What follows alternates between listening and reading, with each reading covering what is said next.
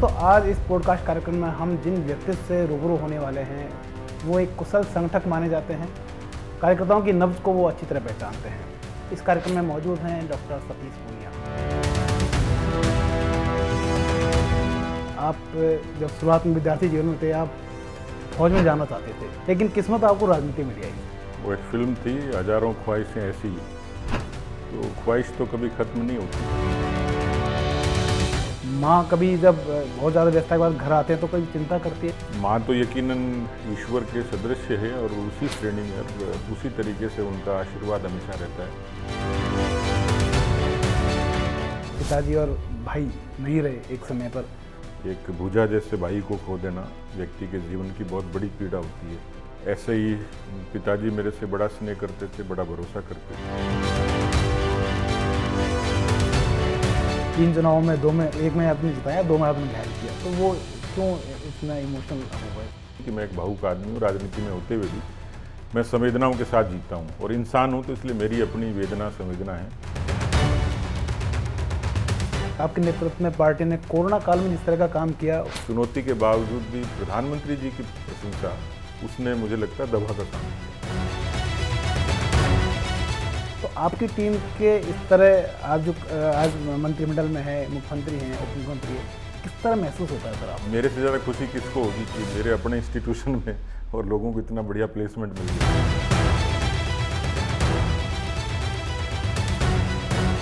अचानक से एक आलाकमान का फरमान आया कि आपको अध्यक्ष पद से हटा दिया गया। इसका कोई तरीका हो सकता था, मुझे थोड़ी और इज्जत बख्शी जा सकती थी यार, कोई भी तरीका हो सकता था। उसने मुझे थोड़ा आहत तो किया। हर किसी को मुकम्मल जहान नहीं मिलता, कभी ज़मीन तो कभी आसमान नहीं मिलता। अब कोई एस्पायरेशन नहीं है कि मैं ये बन जाऊं और वो बन जाऊं। अब तो ये विरक्ति नहीं है, लेकिन ये संतुष्टि है। नमस्कार, डीडी राजस्थान के विशेष पॉडकास्ट कार्यक्रम बियॉन्ड द हेडलाइंस पर आपका स्वागत है। मैं हूं मुरारी गुप्ता। दोस्तों, आज इस पॉडकास्ट कार्यक्रम में हम जिन व्यक्तित्व से रूबरू होने वाले हैं वो एक कुशल संगठक माने जाते हैं। कार्यकर्ताओं की नब्ज को वो अच्छी तरह पहचानते हैं। उनकी संगठन कौशलता के बारे में लोग हरियाणा में विधानसभा और लोकसभा चुनाव में उनकी कामयाबी, उनकी रणनीति से सब लोग उनको पहचानते हैं। आपने बिल्कुल ठीक पहचाना। हमारे साथ आज इस कार्यक्रम में मौजूद हैं डॉक्टर सतीश पूनिया। सर, बहुत बहुत स्वागत है आपका। जी, धन्यवाद। इस एपिसोड में हम बात करेंगे डॉक्टर सतीश पूनिया के विद्यार्थी जीवन, पारिवारिक जीवन, राजनीतिक जीवन और तमाम राजनीतिक उतार चढ़ाव के बारे में। सर, सबसे पहला सवाल मेरा, आप जब शुरुआत में विद्यार्थी जीवन में थे, आप फौज में जाना चाहते थे, फिर आपकी ख्वाहिश थी डॉक्टर बनने की, लेकिन किस्मत आपको राजनीति में ले आई। सर, ये कैसा सफ़र को कैसे देखते हैं आप? वो एक फिल्म थी, हजारों ख्वाहिशें ऐसी, तो ख्वाहिश तो कभी ख़त्म नहीं होती। लेकिन ये बात सही है कि जब होश संभाला तो मन में ये कल्पना ज़रूर थी कि हमें फ़ौज में जाना चाहिए। उसके यत्न भी किए, CDS का एग्ज़ाम दिया, सफल नहीं हुए। साथ के लोग डॉक्टर बनना चाहते थे तो लगा कि डॉक्टर बन जाएं। कुल मिलाकर जो रास्ता था वो इस तरीके का था कि घूमते घामते डॉक्टर बने, लेकिन स्टेथोस्कोप के नहीं, कलम के बने। तो स्वाभाविक तौर पर हर जो गांव से कोई विद्यार्थी आता है और शहर में जब आके अपनी कोशिशें करता है तो उसमें उसकी इच्छा रहती है कहीं ना कहीं उसको अच्छा अवसर मिले। और मेरे साथ भी एवेन्यूज़ खूब थे, अवसर बहुत थे, तरीके बहुत थे, लेकिन क्योंकि वो समय ऐसा था कि गांव से आए, बहुत उतना भरोसा नहीं था, उतना कॉन्फिडेंस नहीं था।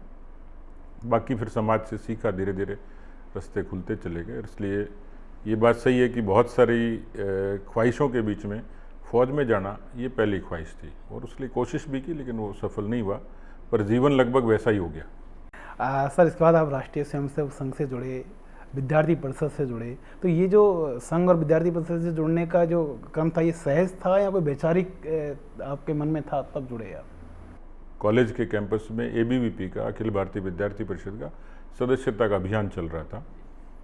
मुझसे संपर्क किया, बातचीत हुई तो मुझे अच्छे लगे। मुझे भरतपुर के अधिवेशन में लेके गए तो वहाँ मैंने एक लघु राजस्थान का रूप देखा।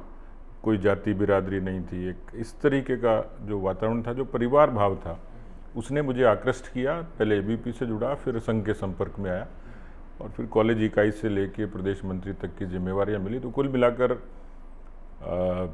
ईश्वर, माता पिता और उसके बाद जो अगली पाठशाला थी गुरुजन, और उसके बाद अगली जो पाठशाला थी वो यकीनन एबीवीपी और राष्ट्रीय स्वयंसेवक संघ ही था। जी सर, आपने माँ की बात की, तो आप राजनीतिक जीवन में इतने व्यस्त रहते हैं, माँ कभी जब बहुत ज़्यादा व्यस्तता के बाद घर आते हैं तो कभी चिंता करती है माँ आपको कि बहुत देर होगी, इस तरह कभी उलाहना देती है? अभी भी वो 95 साल की हैं और जैसे बचपन में स्नेह करती थी वैसे ही स्नेह करती हैं, वैसे ही दुलारती हैं और वैसे ही चिंता करती हैं। हालांकि उम्र का प्रभाव है, लेकिन बावजूद उसके मैं मानता हूँ कि जो मैंने कहा कि माता पिता का मैंने नाम लिया, तो माँ तो यकीनन ईश्वर के सदृश्य है और उसी श्रेणी में और उसी तरीके से उनका आशीर्वाद हमेशा रहता है। तो बराबर खूब बातचीत होती है, खूब आशीर्वाद देती हैं और अभी भी बहुत पुरानी बातें उनको याद हैं और उस प्रसंग में बहुत चीज़ें सीखने को उनसे मिलती हैं, भरोसा देती हैं। सर, हर इंसान के जीवन में बहुत सारी दुर्घटनाएं भी होती हैं। कभी आपके जीवन में भी इस तरह की आई कि पिताजी और भाई नहीं रहे एक समय पर, उस समय जो आपके साथ हालात रहे, माँ को किस तरह आपने सहारा दिया, माँ ने आपको किस तरह सहारा दिया, वो जो इमोशनल क्षण था उस दौरान उससे कैसे आप गुजरे, वो जो मौके थे आपके पास? देखिए, वैसे तो हर व्यक्ति के जीवन में अच्छे और बुरे दौर आते ही हैं और समय के हिसाब से वो चीज़ें धीरे धीरे पीछे छूटती भी जाती हैं, लेकिन आपने उस बात को वापस स्मरण कराया है तो मुझे अच्छे से याद है कि मेरे से बड़े भाई थे, वो मुझे छोड़ने के लिए आए थे। 1982 की बात है, जब मैं महाराजा कॉलेज में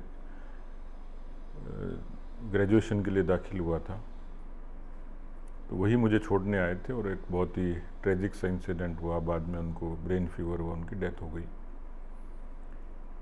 मेरे लिए वो जो वर्ष था और वो जो क्षण था, मैं उसको वर्णन नहीं कर सकता कि एक भुजा जैसे भाई को खो देना व्यक्ति के जीवन की बहुत बड़ी पीड़ा होती है। ऐसे ही पिताजी मेरे से बड़ा स्नेह करते थे, बड़ा भरोसा करते थे और 1987 में उनका भी एक ट्रेन एक्सीडेंट में डेथ हो गई। मैं उस समय ग्रेजुएशन पूरी करी थी। ये जो 5-7 साल का जो समय था बहुत ही कष्टकारक था और परिवार के लिए भी और व्यक्तिगत मेरे लिए भी। लेकिन मैंने आज भी जीवन में जब मैं माँ को देखता हूँ तो कितनी पीड़ाओं से वो गुजरी। मेरे जो बहनोई थे उनकी भी बहुत बरसों बाद स्वर्गवास हो गया। तो मैं उनको हमेशा देखता हूँ कि कितनी चुनौतियों, कितनी तकलीफ़ों के बीच में से वो निकली थी, लेकिन उन्होंने हिम्मत नहीं हारी। सर, 1989 में आप राजस्थान विश्वविद्यालय में छात्र संघ के महासचिव रहे। 1990 में उधमपुर में एक बड़ा सम्मेलन आप लोगों का हुआ, उसके बाद अयोध्या में कार सेवा। ये जो लगातार 2-3-4 साल का सफ़र था, इसको आप किस तरह रिवाइज करते हैं चीज़ों को, किस तरह आपको ऊर्जा देता है वो काल आपको? 89 में मैं छात्र संघ का महासचिव था, एबीवीपी का भी मैं नगर मंत्री था। विद्यार्थी परिषद के लोगों ने उधमपुर में मार्च किया कश्मीर को लेकर, तमाम जो कश्मीर से जुड़े मुद्दे थे। वहाँ लगभग हज़ारों विद्यार्थियों को गिरफ्तारी हुई कश्मीर के द्वारा। उस समय हम लोगों ने उसकी प्रतिक्रिया में जयपुर में दूरदर्शन पे कब्जा किया। इस तरीके का बड़ा अनुभव पहला ही था, दूरदर्शन पे कब्जा किया। 7 दिन तक सेंट्रल जेल में रहे। उस जेल के दौरान की बहुत सारी किस्से कहानियाँ हैं, लेकिन वो एक बड़ा मूवमेंट था कि जिसमें दूरदर्शन केंद्र पर कब्जा करना और 7 दिन जेल के भीतर बिताना, उसने बहुत सारी चीज़ें सीखने को दी। लेकिन वो आंदोलन की एक वो ऐसी उस समय परिस्थितियां थी जिसमें बहुत चीज़ें सीखने को मिलती थी। राम जन्मभूमि का आंदोलन भी, जैसे आपने अभी माताजी का भी जिक्र किया, तो बिना माताजी को बताया गया, तो वापस जब आया तो माँ रोई कि बेटा बिना बताए कहाँ चला गया था। लेकिन वो जुनून ऐसा था जिसमें राम जन्मभूमि की दोनों बार की कार सेवा में, 90 और जो 89 और 90 की कार सेवा थी, 92 की, उसमें शरीक होने का अवसर मिला। तो आज खुशी होती है कि जिस आंदोलन के लिए ज़िंदगी की परवाह नहीं की और आज उसको मूर्त रूप होते हुए देखते हैं, तो माँ को भी खुशी होती है कि बेटा तूने जोखिम ली, मुझे बताया नहीं, लेकिन जब वो धरातल पर उतरी तो माँ को भी खुशी होती है कि ऐसे अवसर पर उनका बेटा उस आंदोलन में शामिल था। सर 1998 में आप भारतीय जनता युवा मोर्चा के प्रदेश के अध्यक्ष थे। भैरव सिंह की सरकार हार चुकी थी। आपने पूरे कार्यकर्ताओं में एक जोश फूंकने के लिए लगभग 550 किलोमीटर लंबी यात्रा आपने निकाली। उससे क्या परिणाम, खासकर कार्यकर्ताओं को आप कैसा अनुभव रहा? कार्यकर्ताओं में किस तरह की ऊर्जा उस यात्रा के माध्यम से फूंकी गई? देखिए, मैंने पहले भी कहा था कि मैं सौभाग्यशाली व्यक्ति हूँ कि मैं आंदोलन की उपज हूँ, और इसलिए बेशक आज सत्ताएं हैं, सत्ता से निकले हुए कार्यकर्ता, नेता सब हैं, और हर व्यक्ति को अपना ज़माना, अपना दौर अच्छा लगता है, लेकिन मुझे लगता है कि जो प्रशिक्षण, जो ट्रेनिंग और जो सीख हमें मिली थी वो विपक्ष में मिलती है। ख़ास तौर पर वो एक बड़ा चुनौतीपूर्ण समय था। 1998 में केवल 33 सीटें आई थी, कांग्रेस की 156 सीटें थी, और ऐसे में यात्रा का प्लान करना, तो लोगों ने कई उपहास भी उड़ाया, पर भरोसा ये था कि उसको हम लोग करेंगे और पार्टी को कंट्रीब्यूट करेंगे। तो मेरे जीवन के जो बहुत सारे अनुभव हैं उसमें युवा जागरण पद यात्रा, जो अध्यक्ष के रहते हुए 1999 में शुरू करी थी, मेरे जीवन का अद्भुत अनुभव है।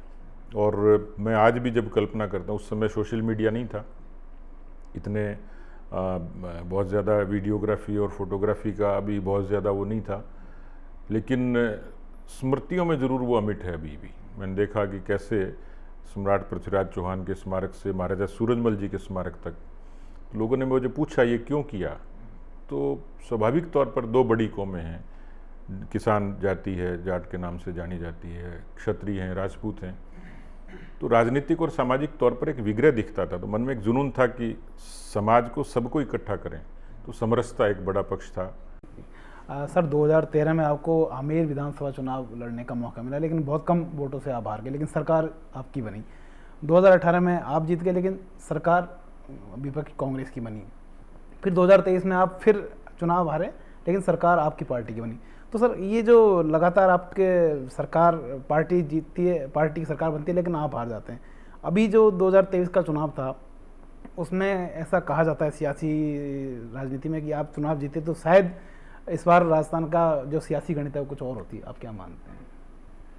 देखिए, चुनाव राजनीति का एक पक्ष है, वो सब कुछ नहीं है, लेकिन ये मैं मानता हूँ कि इलेक्ट्रल पॉलिटिक्स में बहुत एक आकर्षण है। लोग उसको यूँ मानते हैं कि पूछते हैं कि बहुत बड़ा हो गया, लेकिन आज जो अनुभव आता है कि उसमें संगठन, समाज, राजनीति सब मिले जुले से ही हैं। ये मैं बहुत ज्योतिष को या कर्मकांड को तो नहीं मानता, लेकिन कोई सुपर नेचुरल पावर है जो आपको किसी न किसी काम में रत करती है, जो भेजती है। पुरुषार्थ हम करते हैं, लेकिन परिणाम आए, ये प्रारब्ध की बात होती है। तो मैं इस मामले में थोड़ा, मुझे लगता है कि उतना सौभाग्य मुझे नहीं मिला कि 329 वोटों की हार कई बार नींद खोल देती थी, ये कर लेते तो वो कर लेते। पार्टी ने अवसर दिया, और अवसर का कारण ये था कि राजधानी के किसी नज़दीक के क्षेत्र में लड़ूं ताकि पार्टी का काम कर पाऊं। तो 329 वोटों की हार दुखदाई थी, पर उस हार ने भी एक सबक दिया था, एक चुनौती दी थी। ये तय किया था कि अगला चुनाव पक्का ही जीतेंगे। और आप ताजुब करेंगे कि जिस बात का जिक्र किया कि सरकार नहीं आई, लेकिन मुझे जनता ने अच्छे बहुमत से जिताया था। उसने एक भरोसा पैदा किया, और विपक्ष में था तो विपक्ष के उपनेता के नाते अवसर मिला, अध्यक्ष के नाते अवसर मिला। तो आमेर की दूसरी जीत ने भी मुझे बहुत कुछ दिया और सिखाया।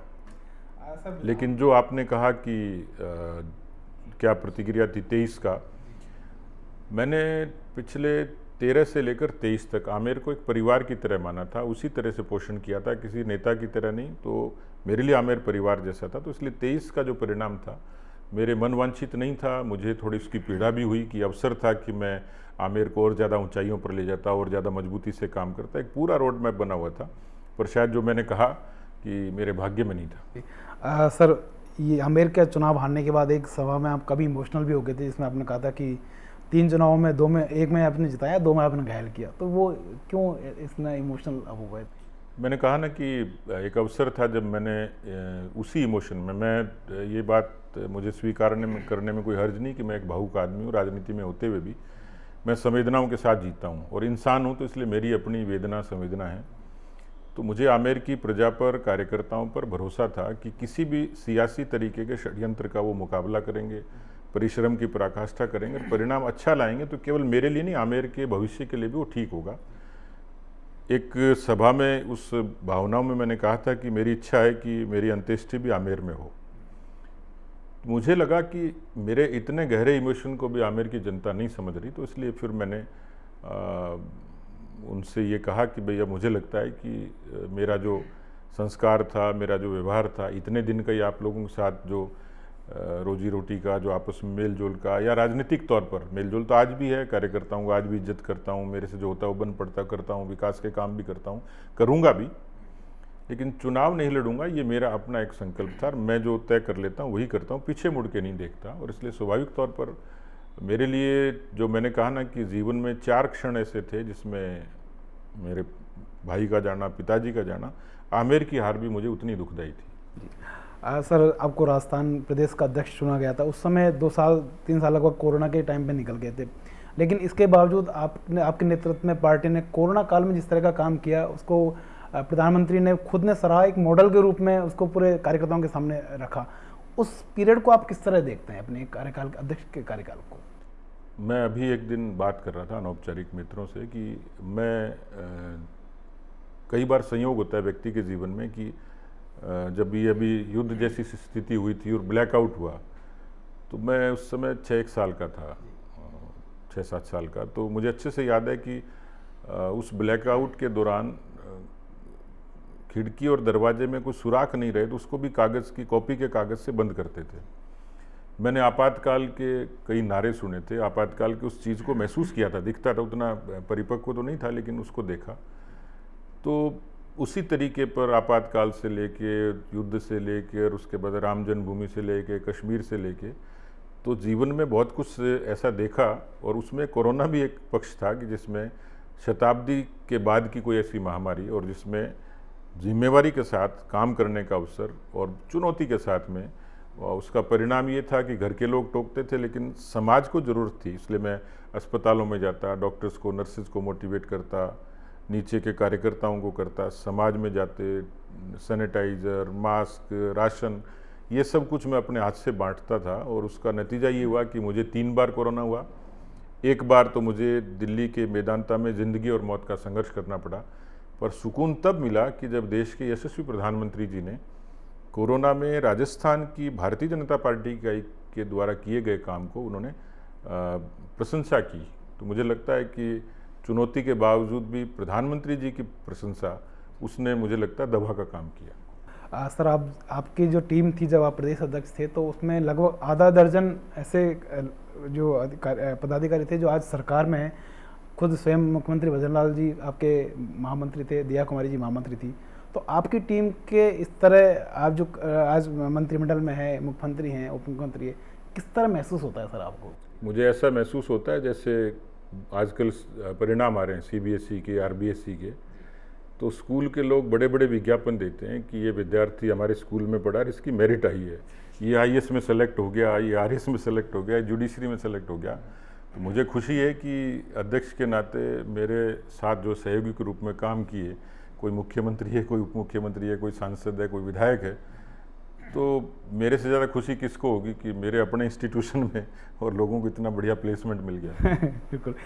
सर, जब विधानसभा 2023 में जब विधानसभा के चुनाव थे तो 8 महीने बचे थे, लेकिन अचानक से एक आलाकमान का फरमान आया कि आपको अध्यक्ष पद से हटा दिया गया।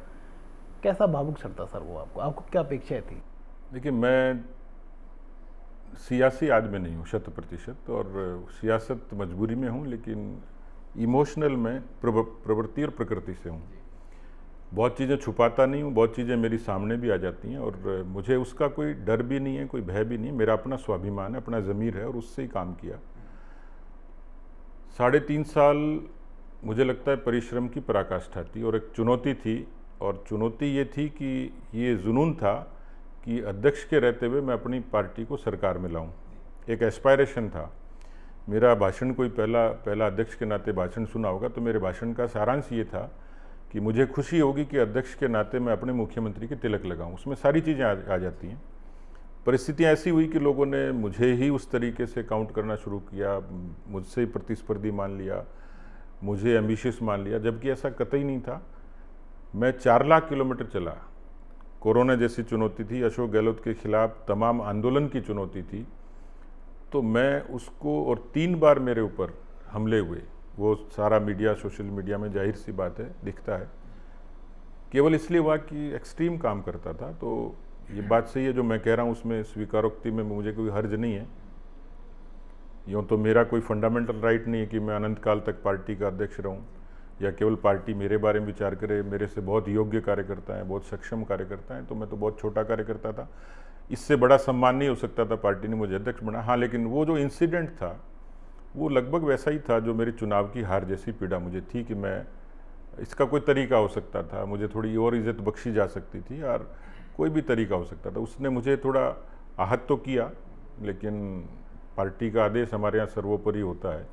उसके थोड़े दिन बाद ही कर्नाटक का आदेश आ गया कि वहाँ काम करो, उसके बाद फिर हरियाणा का आ गया। तो मुझे ये मन में थोड़ी तकलीफ़ थी कि इतना काम करने के बाद थोड़ा मुझे, यदि उस जगह से मुझे छोड़ना ही था, थोड़ा सा इज्जत के साथ, रेस्पेक्ट के साथ वो चीज़ें हो सकती थी। इतनी मुझे लगता है, मैं इसको पब्लिक डोमेन में कहने में मुझे कोई हर्ज नहीं। लेकिन आमेर विधानसभा चुनाव के हार के बाद आपको जिस तरह हरियाणा की जिम्मेदारी दी गई लोकसभा चुनाव की, उसके बाद विधानसभा चुनाव की जिम्मेदारी दी गई, और आपने जिस तरह का नतीजा वहाँ दिखाया, तो सर हरियाणा का जो चुनाव का परिणाम है वो किस तरह उसको देखते हैं, हरियाणा के सफ़र को किस तरह देखते हैं?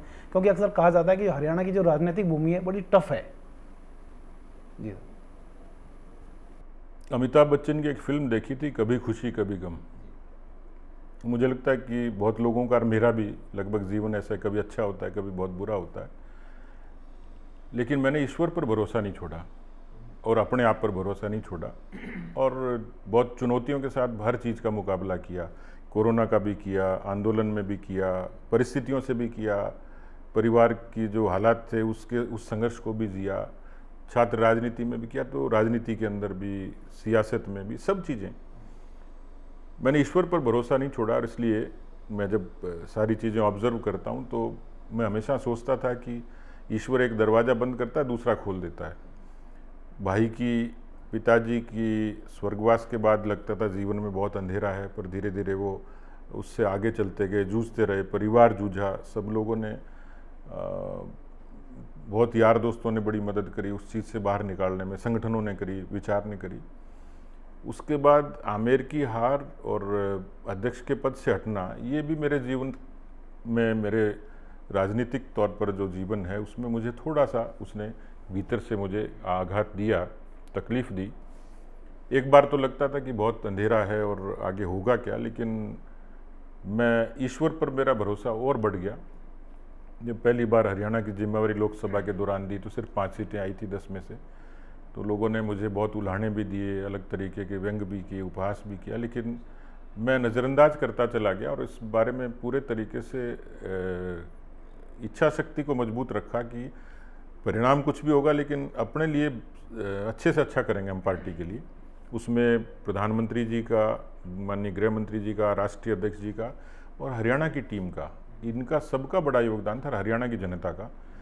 तो जो मैंने कहा कि एक तरफ हार थी, दूसरी तरफ पद से हटना था, उसने अंधेरा दिया, लेकिन हरियाणा की जीत ने वास्तव में एक उजाला दिया, एक भरोसा दिया, और वो सब जो था वो केंद्रीय नेतृत्व का आशीर्वाद था। हम लोगों ने कार्यकर्ता के नाते काम किया, टीम के नाते काम किया। पर हरियाणा में मैं मानता हूँ कि हरियाणा की जीत ने मुझे भी, हमारे विचार को भी, पार्टी को भी एक नई ऊर्जा, ताकत दी और लोगों, देश के लोगों में एक भरोसा पैदा किया। तो इसलिए सारी बातों का लबोलुआब ये है कि खुशी इस बात की है कि मैं उस विनिंग टीम का हिस्सा था। सब विधानसभा, हरियाणा में जब विधानसभा चुनाव हुए थे, उसका गृह मंत्री अमित शाह का हरियाणा आना हुआ, आपको एक बधाई का छोटा सा जो संदेश है सब जगह वायरल भी हुआ था, जिसमें आपको वो बधाई दे रहे थे। पूरी बात क्या थी सर? वो अमित शाह जी ने आपसे क्या कहा था उस समय? देखिए, बीजेपी का, भारतीय जनता पार्टी का और इन सारे विचार से जुड़े हुए संगठनों की एक अच्छी बात है कि यहाँ काम की तारीफ, प्रशंसा और उसके बारे में एक अच्छे तरीके से, बहुत पॉजिटिव मैनर में गृह मंत्री जी अमित शाह जी, इसमें कोई शक नहीं है कि आज की राजनीति के चाणक्य भी हैं और उन्होंने बहुत कुछ सिखाया हम लोगों को, और उन्होंने जो कहा उसको एग्जीक्यूट किया। लेकिन ये उनका बड़प्पन है कि जब पहली बार जीत के बाद मिले थे तो उन्होंने चला के कहा पूनिया जी बहुत बहुत बधाई हो, तो मैंने कहा जी इस बधाई के हकदार तो आप हैं। तो उसके आगे बढ़ के उन्होंने कहा कि नहीं पूनिया जी, आपने अच्छी मेहनत करी। मुझे लगता है कि ये किसी भी नोबेल पुरस्कार से कम नहीं है। पता है सर, जब राजनीति में उतरते हैं तो कोई न कोई हमारा एक राजनीतिक गुरु होता है जिसको पकड़ के, जिसको आगे, जिसकी बातों को, विचार को पकड़ के हम आगे बढ़ते हैं। आपके जीवन में भी सर कोई ऐसा राजनीतिक व्यक्ति या राजनीतिक गुरु रहे हैं जिनकी प्रेरणा से आप आगे बढ़ने, क्योंकि माना जाता है कि किसी में कोई गॉड फादर होता है जिसके हाथ पकड़ के आप आगे बढ़ते हैं, तो आपके राजनीतिक जीवन में भी ऐसे कोई व्यक्तित्व हैं? आशीर्वाद सबका ही रहा, सब लोगों से सीखते ज़रूर थे और उनकी इज्जत करते थे, लेकिन दो किरदार ऐसे हैं माननीय अटल बिहारी वाजपेयी जी, जिनमें युवा मोर्चा में जब प्रवेश हुआ था उस समय 93 के चुनाव में उनके साथ रहने का अवसर मिला था, जो स्नेह दिया और उनको बहुत नज़दीक से देखने का अवसर मिला। उसके बाद में युवा मोर्चे की और पार्टी के प्रवेश के दौरान नरेंद्र मोदी जी से भी उसी तरीके से उनको, जब वो राष्ट्रीय महासचिव थे, मैं युवा मोर्चा का अध्यक्ष था और यहाँ पर एक बड़ा युवा सम्मेलन हम लोगों ने कराया तभी से, और एक उनसे उनके काम को नज़दीक से देखता था। और स्वाभाविक तौर पर राजनीति के लोगों के लिए तो अपने आप में वो आइकन है, मेरे लिए नहीं, बहुत लोगों के लिए होंगे, पर इन दो शख्सियतों से बहुत चीज़ें सीखने को मिली। सर 2011 में आडवाणी जी की जन चेतना यात्रा निकली थी, उसका आपको संयोजक बनाया गया था, तो आडवाणी जी के साथ आपको निकट रहने का अनुभव भी मिला होगा। उस यात्रा का किस तरह का आपका अनुभव रहा, उनसे किस तरह की चीज़ें आपको सीखने को मिली आडवाणी जी से? मुझे उनकी उस यात्रा का, जिसमें पूरे देश भर में गए, लेकिन राजस्थान का संयोजक बनने से मुझे बहुत चीज़ें रैली से लेकर आंतरिक जो प्रबंधन है उसको बड़ा सीखने का अवसर मिला। कई बार उनके साथ रथ में रहने का मौका मिला, तो उनके खान पान से लेके उनकी मितभाषिता और उनका जो नॉलेज है, ज्ञान जो है, वो अपरिमित है और वास्तव में प्रेरणा देने वाला है। सर जो राजनीतिक विश्लेषक हैं उनका कहना है कि डॉक्टर सतीश पूनिया को राजनीति में जो मुकम्मल मुकाम मिलना चाहिए था वो नहीं मिला है, और उनकी क्षमताओं और योग्यताओं का जितना उपयोग पार्टी को करना चाहिए था वो अभी बहुत कम हिस्सा उसको हो पाया है। क्या मानते हैं सर आप? हर किसी को मुकम्मल जहां नहीं मिलता, कभी ज़मीन तो कभी आसमान नहीं मिलता। तो देखिए, समाज में है, उसमें महत्वाकांक्षाएं, राजनीति में महत्वाकांक्षाएं, ये सब होती हैं, लेकिन आज में, क्योंकि बहुत बार आसक्ति होती है और कई बार विरक्ति भी होती है। आज की राजनीति का या जब शुरू करी थी तो एक कमिटमेंट था। स्टूडेंट पॉलिटिक्स में भी सोचते थे कि बहुत बुरा काम है, रात को छोड़ देते हैं, सुबह वापस चालू हो जाते थे। तो आसक्ति विरक्ति के बीच में चलता है। लेकिन कुल मिलाकर जब मैंने बहुत सारी चीज़ें देख ली, सत्ता की भी, संगठन की भी, समाज की भी, चुनाव की हार को बर्दाश्त किया, चुनाव की जीत का भी आनंद लिया, और इसलिए मुझे लगता है कि मेरे लिए कोई भूमिका मुझे तय नहीं करनी। अब मेरी कोई महत्वाकांक्षा नहीं है, न मुझे किसी चीज़ में कोई बहुत विशेष रुचि है। विचार से बंधा रहूं, समाज के प्रति मेरी जवाबदेही उतनी बनी रहे, उस पर मैं काम करता रहूं। तो मुझे लगता है कि मैं आज जो हूं, कोई मेरी इस बात को कह भी सकता है कि भाई व्यक्ति को महत्वाकांक्षी होना चाहिए, ये प्रयास करना चाहिए, वो चाहिए, लेकिन मुझे मेरे दल ने बहुत कुछ दिया है। आज मेरी इज्जत, मान, प्रतिष्ठा वो सिर्फ पार्टी के कारण है, पार्टी के विचार के कारण है, संगठन के कारण है। इसलिए अब कोई एस्पायरेशन नहीं है कि मैं ये बन जाऊं और वो बन जाऊं। अब तो ये विरक्ति नहीं है, लेकिन ये संतुष्टि है। एक, जैसे अंग्रेजी में कहते हैं ना, जॉब सेटिस्फेक्शन। तो मुझे संतोष है कि जिस तरीके से परिवार ने, समाज ने, कार्यकर्ताओं ने अपेक्षा की, मैं उस भूमिका में पूरे तरीके से संतुष्ट हूँ। सर इस पॉडकास्ट का एक अंतिम सवाल आपसे, अभी हाल में आपने अपने बेटे की शादी की, तो बड़ा खूब लोग भी आए उसमें, आपका सामाजिक और पारिवारिक प्रमोशन भी हो गया, आप ससुर बन गए हैं, तो एक राजनीतिक व्यक्ति के लिए परिवार का कितना महत्व है सर? परिवार आपकी छाया होती है, परिवार आपकी प्राणवायु होती है। तो मेरे भी परिवार ने, यानी जो बड़ा कुटुंब है, गांव से लेकर और शहर के आने तक, किसी न किसी व्यक्ति ने किसी न किसी रूप में आशीर्वाद भी दिया, पोषित भी किया, सहयोग भी किया, संबल भी दिया। और आज मेरी अपनी यूनिट है, वो भी, बेटी हो, चाहे पत्नी हो, चाहे माँ है, हम लोग माँ के साथ रहते हैं, बेटा है और बहू आ गई, तो परिवार बढ़ा है, तो हम परिवार में एक सदस्य और बढ़ गया, बेटी की तरह आगमन हुआ है, और बेटियां तो वास्तव में ताकत होती हैं। तो मुझे लगता है कि परिवार, मित्र, ये व्यक्ति के, चाहे वो राजनीति में हो चाहे समाज में किसी भी रूप में हो, परिवार और मित्र ये व्यक्ति की बहुत बड़ी ताकत होते हैं। और मेरे से ज़्यादा इसको कोई नहीं जान सकता कि आज मैं यहाँ हूँ तो परिवार के कारण और मित्रों के कारण। सर, हमसे बातचीत करने के लिए बहुत बहुत आपका धन्यवाद। ये थे डॉक्टर सतीश पुनिया, जिनसे हमने विशेष बातचीत की।